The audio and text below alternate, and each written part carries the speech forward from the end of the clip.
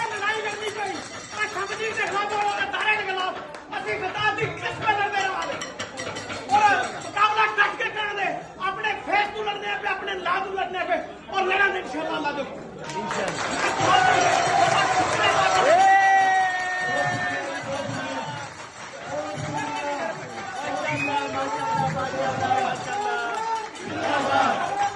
जिंदाबाद जिंदाबाद जिंदाबाद जिंदाबाद एक चीज ਤੁਹਾਨੂੰ ਮੈਂ ਯਕੀਨ ਨਾਲ ਦੱਸਣਾ ਆ ਕਿ ਇਮਰਾਨ ਖਾਨ ਦੇ ਜੇਲ੍ਹ ਦੇ ਵਿੱਚ ਹੋਣ ਦੀ ਵਜ੍ਹਾ ਪੀਟੀਆਈ ਦੀ ਕਿਆਦਤ ਨਹੀਂ ਹੈ ਉਹ ਤੁਹਾਡੀ ਮੁਹੱਬਤ ਹੈ ਪਾਕਿਸਤਾਨੀਆਂ ਦੀ ਜਿਹੜੀ ਮੁਹੱਬਤ ਇਮਰਾਨ ਖਾਨ ਦੇ ਦਿਲ ਦੇ ਅੰਦਰ ਹੈ ਉਹਦੀ ਵਜ੍ਹਾ ਨਾਲ ਇਮਰਾਨ ਖਾਨ ਜੇਲ੍ਹ ਦੇ ਵਿੱਚ ਹੈ ਇਮਰਾਨ ਖਾਨ ਆਪ ਫਰਵਰੀ ਨੂੰ ਤੁਸੀਂ ਜਿਹੜਾ ਵੋਟ ਇਮਰਾਨ ਖਾਨ ਨੂੰ ਦਿੱਤਾ ਸੀ ਜਿਹੜੀ ਅਮਾਨਤ ਤੁਸੀਂ ਇਮਰਾਨ ਖਾਨ ਦੇ ਹਵਾਲੇ ਕੀਤੀ ਸੀ ਉਸ ਅਮਾਨਤ ਦੇ ਵਿੱਚ ਜਿਹੜੀ ਖਿਆਨਤ ਹੋਈ ਹੈ ਉਹਦੇ ਉੱਤੇ ਕੰਪਰੋਮਾਈਜ਼ ਨਹੀਂ ਕਰ ਰਿਹਾ ਇਮਰਾਨ ਖਾਨ ਹੈ ਪਾਰਟੀ ਦੇ ਵਿੱਚ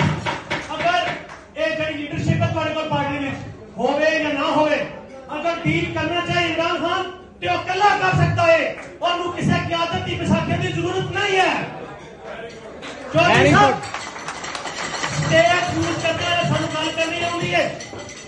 ਅਸੀਂ ਘੰਟਾ ਵੀ ਗੱਲ ਕਰਨਾ ਚਾਹੀਏ ਤੇ ਘੰਟਾ ਵੀ ਬੰਨਾਂ ਦੇ ਵਿੱਚ ਫਿਰ ਕੇ ਗੱਲ ਕਰ ਸਕਦੇ ਹਾਂ ਬੈਠੋ ਸ਼ਬਾਜ਼ ਸਾਹਿਬ ਤੁਸੀਂ ਬੈਠ ਜਾਓ ਤੁਸੀਂ ਬੈਠ ਜਾਓ ਅਸੀਂ ਇਮਰਾਨ ਖਾਨ ਦੇ ਨਾਲ ਨਹੀਂ ਆ ਪਰਸਨਲ ਨਹੀਂ ਹੋਇਆ ਸਾਨੂੰ ਪਤਾ ਹੈ ਮੈਂ ਕਿਸੇ ਦਾ ਪਰਸਨਲ ਨਹੀਂ ਹੋਇਆ ਖੁਦਾ ਦੀ ਕਸਮ ਤੁਸੀਂ ਪਰਸਨਲ ਹੋ ਗਏ ਹੋ ਔਰ ਅਸੀਂ ਸੋਸ਼ਲ ਮੀਡੀਆ ਦੇ ਉੱਤੇ ਲੜ ਕੇ ਲਾਉਂਦੇ ਕਰੀਏ ਉਹ ਹਿਫਾਜ਼ਤ ਕਰ ਰਿਹਾ ਹੈ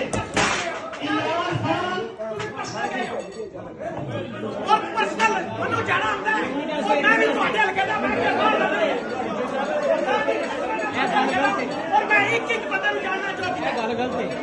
ਤੁਹਾਨੂੰ पर्सनल नहीं जाना चाहिए उधर से मैं बैठो पर्सनल नहीं जाना चाहिए एंड नहीं होना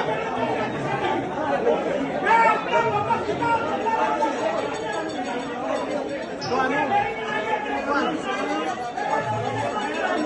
एक मिनट छाड़ दिया उस्मान भाई ने दिया ठीक है उस्मान भाई ने दिया ये हो गया मेरे बड़े भाई ने मेरी इज्जत करना मेरे बड़े भाई ने मैं इज्जत करना नहीं